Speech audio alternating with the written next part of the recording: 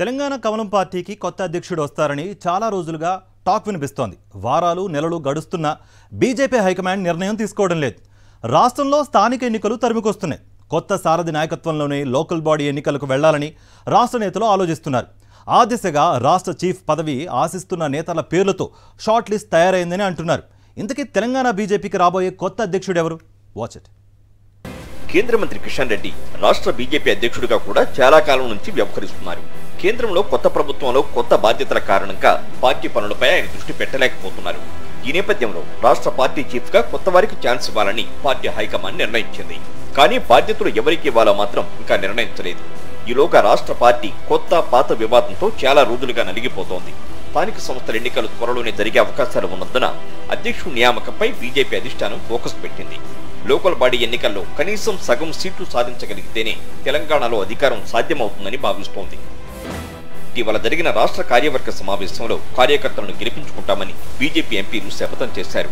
ఆలోచన ఘనంగానే ఉన్న కార్యక్షేత్రంలో కమలనాథులు అడుగు ముందుకు పడడం లేదనే కామెంట్స్ వినిపిస్తున్నాయి. బీజేపీ రాష్ట్ర అధ్యక్ష పదవి కోసం ప్రస్తుతం ఏ పదవి లేని పలువురు ఎంపీలు, ఎమ్మెల్యేలు, మాజీ ఎమ్మెల్యేలు చాలా మంది పోటీ పడ్డారు. తామైతే పార్టీని విజయపదంలో నడిపిస్తామని ఢిల్లీ పెద్దలకు విన్నవించుకున్నారు.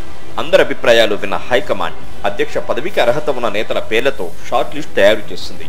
ఇప్పటి పార్టీ అధ్యక్షుడు కిషన్ రెడ్డి కేంద్ర మంత్రిగా కొనసాగుతున్నారు. ఏలిటి మహేశ్వర్ రెడ్డి బీజేఎల్పీ నేతగా ఉన్నారు. తాజాగా లోక్సభలో బీజేపీ విప్గా చేవేళ్ల ఎంపీ కొండా విశ్వేశ్వర్ రెడ్డికి ఛాన్స్ దక్కింది. ఇలా రెడ్డి సామాజిక వర్గానికి 3 ముఖ్య పదవులు ఉన్నందున పార్టీ అధ్యక్ష పదవి ఇతర వర్గాలకు కేటాయిస్తారని తెలుస్తోంది. బీసీ వర్గాల నుంచి ఎంపీలుగా ఉన్న ఈటల రాజేందర్, ధర్మపురి అరవింద్ మధ్య అధ్యక్ష పదవికి పోటీ ఏర్పడింది. అయితే మున్నూరు కాపు సామాజిక వర్గం నుంచి ఆల్రెడీ బండి సంజయ్ కేంద్ర మంత్రిగా ఉన్న నేపథ్యంలో అదే వర్గానికి చెందిన ధర్మపురి అరవింద్కు రాష్ట్ర పార్టీ బాధ్యతలు అప్పగించడంపై అనుమానాలు తలెత్తుతున్నాయి. ఇక రాష్ట్రంలో బలమైన బీసీ వర్గమైన ముదిరాజు సామాజిక వర్గం నుంచి ఎంపీగా ఎన్నికైన ఈటల రాజేందర్ వైపే బీజేపీ హైకమాండ్ మొగ్గు చూపుతున్నట్టు సమాచారం.